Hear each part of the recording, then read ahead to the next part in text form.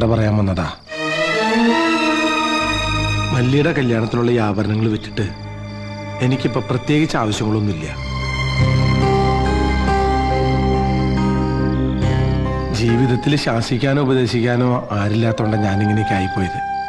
എന്തെങ്കിലും അഭിപ്രായം കാണിച്ചിട്ടുണ്ടെങ്കിൽ ക്ഷമിക്കണം. ഇനി നിങ്ങളൊക്കെ ബുദ്ധിമുട്ടിച്ചോണ്ട് ഞാനിവിടെ നിൽക്കണില്ല. റഹ്മാൻ ടൗണിലൊരു ലോഡ്ജ് മുറി ഏർപ്പാടാക്കാന്ന് പറഞ്ഞിട്ടുണ്ട്. അത് ശരിയായാൽ മിക്കവാറും ഞങ്ങൾ നാളെ തന്നെ അങ്ങോട്ട് മാറും. എന്നാലും ഇത്രയും വലിയ തുക മടക്കി വാങ്ങാതെ? എന്തായാലും പഴയ താമസക്കാരെ പോലെ കാശ് ചോദിച്ചുകൊണ്ട് ബഹളം ഉണ്ടാക്കില്ല. ഉണ്ടാകുമ്പോ തന്നാ മതി. ഇറങ്ങട്ടെ.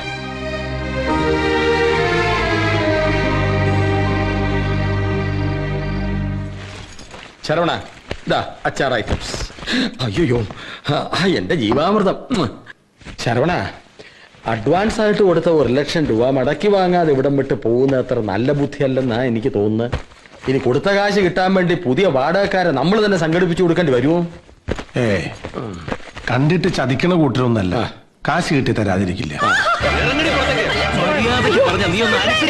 എന്താടി വീട്ടിൽ വന്ന് അമ്മയുടെ അടുത്ത് പറഞ്ഞാൽ ഞാനങ്ങ് പേടിക്കുന്നു കഴിയും.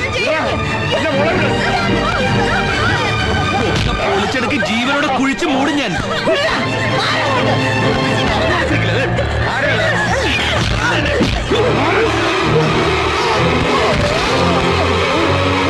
അയ്യോ, പാവങ്ങളോട് കൈക്കരുത്ത് കാണിക്കുന്നതല്ല അതിന്റെ ഒരു ശരി.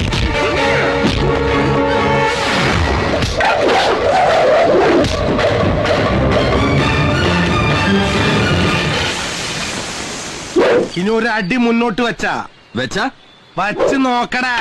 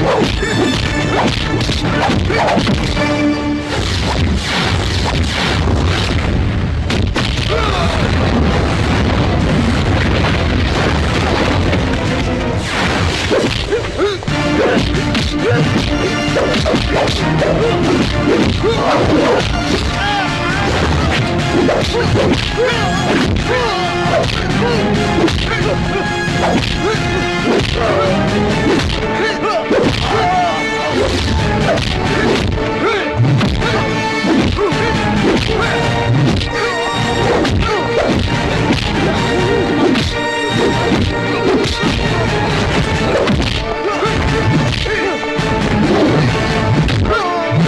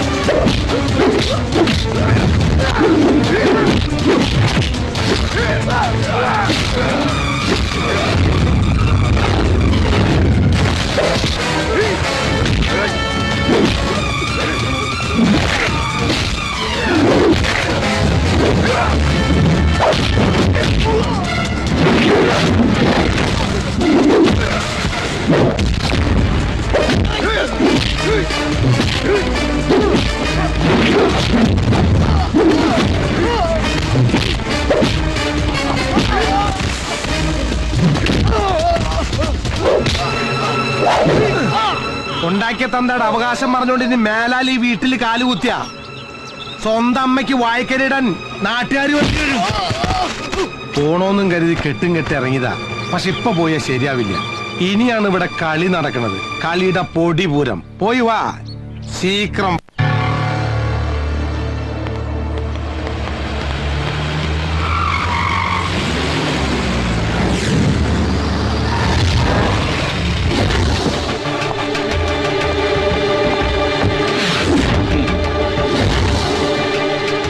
ഞാൻ അന്നേ പറഞ്ഞതാ, പുലിവാലുള്ള കേസാണെങ്കിൽ എന്നെ കച്ചവടത്തിൽ നിന്ന് വിട്ടേക്കെന്ന്. ഗോകുലം വീടിന്റെ പേരിന് എന്നെ തന്ന ചിക്കിലി വാരി നെഞ്ചോട് ചേർത്തപ്പോ നീ എന്നോടൊരു വാക്ക് പറഞ്ഞായിരുന്നു. അത് ജോസേട്ടാ, രണ്ടു മൂന്ന് പെണ്ണുങ്ങളെ വീടൊഴിപ്പിക്കാൻ പറ്റിയില്ലെങ്കിൽ ആണാന്ന് പറഞ്ഞ് നടന്നിട്ട് എന്താടാ കാര്യം? എന്തായാലും നിന്റെ അച്ഛന്റെ വെപ്പാട്ടിയുടെ മക്കള് കേമട്ടുകൾ തന്നെ. ജോസേട്ടൻ അവരൊന്ന് പരിചയപ്പെടണല്ലോ. ഈ ഓർമ്മയ്ക്കായിട്ട് പിള്ളേരൊക്കെ ചെയ്യുമല്ലോ. എന്തോട്ടാ പറഞ്ഞ കണാരാ ഏതോ ഒപ്പിട്ട് വാങ്ങൂലടാ, ഓട്ടോഗ്രാഫ്. ആ അത് തന്നെ. നിന്റെ മറ്റേ വകയിലെ പെങ്ങന്മാരെ കണ്ടിട്ട് ജോസേട്ടൻ അതൊരെണ്ണം സംഘടിപ്പിക്കണം. ജോസേട്ടാ അതിപ്പോ എന്താ പെങ്ങന്മാരുടെ മുമ്പിൽ നാണം കെട്ടപ്പോ ഇടയാളാക്കാം. ഒന്ന് ഞാൻ പറഞ്ഞേക്കാം, ആരെ കൊണ്ടിട്ടാലും എന്റെ കാര്യം നടന്നിരിക്കണം.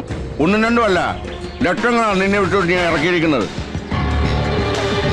ഉറപ്പിച്ച കച്ചവടം പറഞ്ഞ സമയത്ത് നടത്തിയിരിക്കണം. അതിനിടയ്ക്ക് നാർത്തരം കാണിക്കാൻ നിന്ന കിടഹാവേ.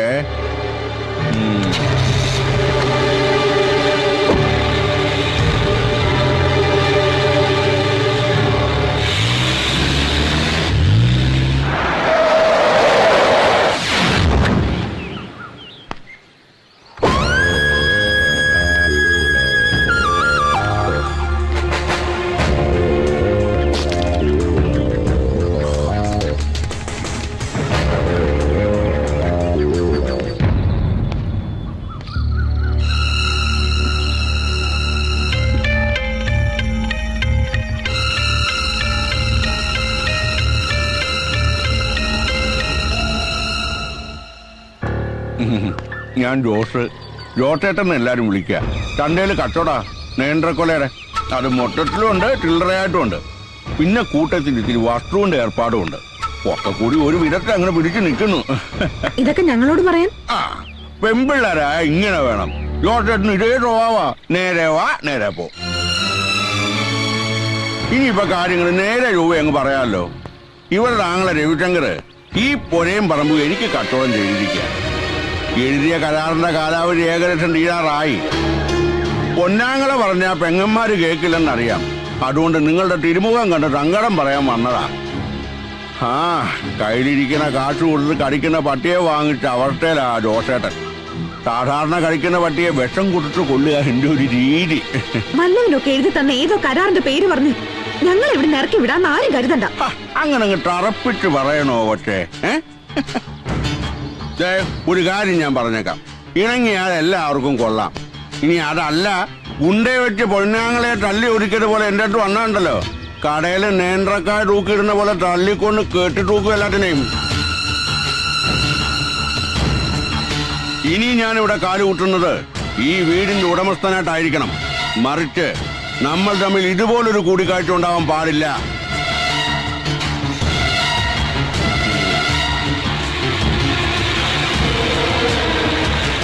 ജോസേട്ടാ,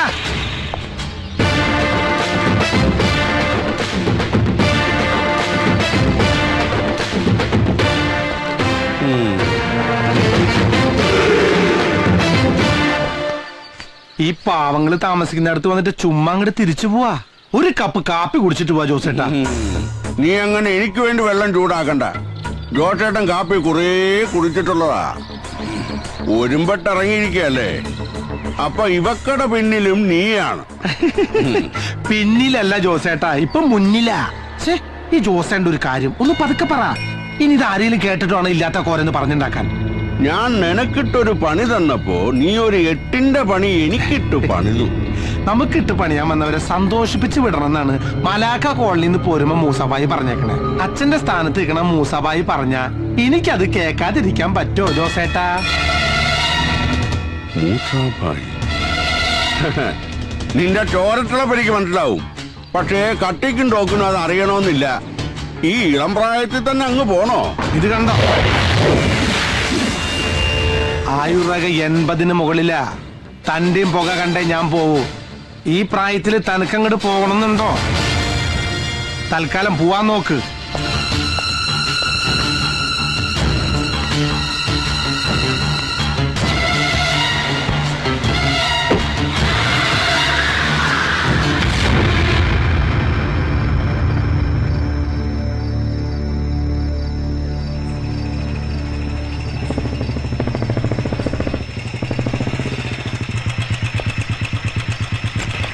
പോയ കാര്യം വല്ലതും അറിഞ്ഞോ മോനെ?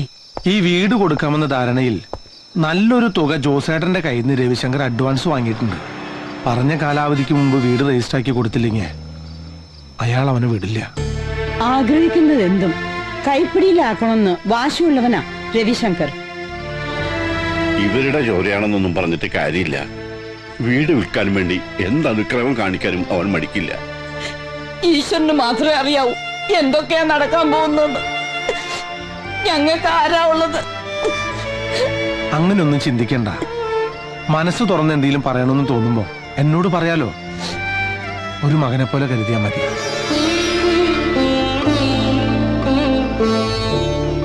ഇവിടത്തെ ഒരു കാര്യത്തിൽ ഇനി രവിശങ്കർ തലയിടില്ല. തല്ലും കുത്തും ഒന്നും വേണ്ട. എതിർക്കാൻ ആളുണ്ടെന്നറിഞ്ഞ രവിക്ക് ദേഷ്യവും വാശിയും കൂടിയുള്ളൂ. സ്വന്തം അമ്മ പോലും പറഞ്ഞാൽ അനുസരിക്കാത്തവനാ രവിശങ്കർ. ഇവിടെ കോടതി നിയമൊക്കെ ഉണ്ടല്ലോ മുത്തശ്ശി. നമുക്ക് ആ വഴിക്കൊന്നും ആലോചിക്കാം. എന്താ?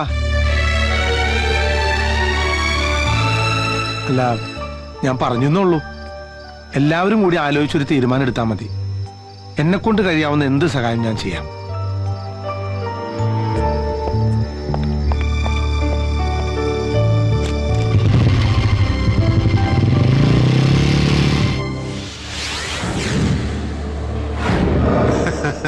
ഞാൻ എത്തിയിരിക്കും.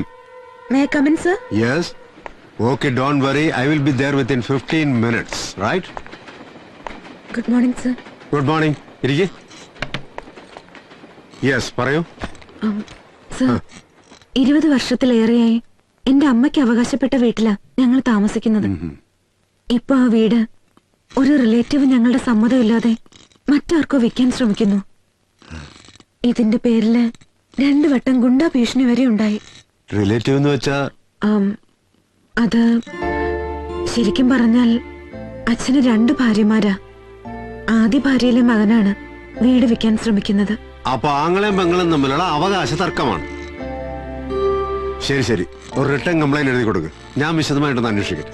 Thank you, sir. എന്തായി? പുതിയ അസിസ്റ്റന്റ് കമ്മീഷണറാ. കംപ്ലൈന്റ് എഴുതി കൊടുക്കാൻ പറഞ്ഞു.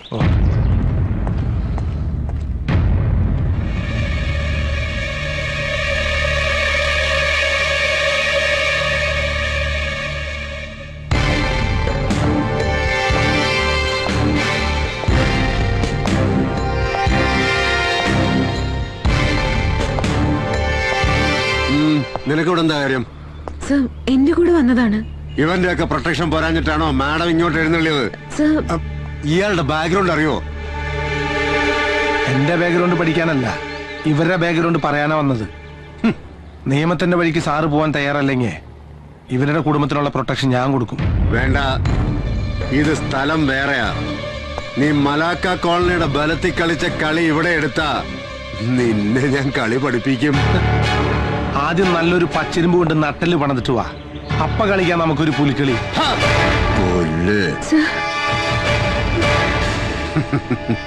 ഇപ്പൊ പിടിച്ചകത്തിട്ട് നിന്റെ പ്രാണനെ ഊറ്റിയെടുത്താ പോലും ഒരു പുല്ലിനും ഈ രാമനാഥനോട് ചോദിക്കില്ലടാ. അടങ്ങി ഒതുങ്ങി ജീവിച്ച നിനക്ക് കൊള്ളാം.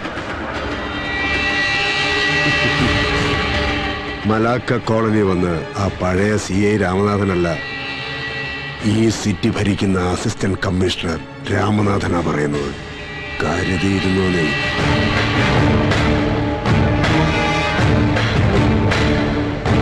പക്ഷേ തെരുവിൽ കിടന്ന് തമ്മിത്തല്ലി ചാകാൻ വിധിക്കപ്പെട്ട ഇവനെ പോലുള്ള ചെറ്റകളെ കൊണ്ട് നടന്നാലേ പാതിരായ്ക്ക് പൊരയില് പോലീസ് കേറി നിരങ്ങും മോളെ, മറക്കണ്ട. ആ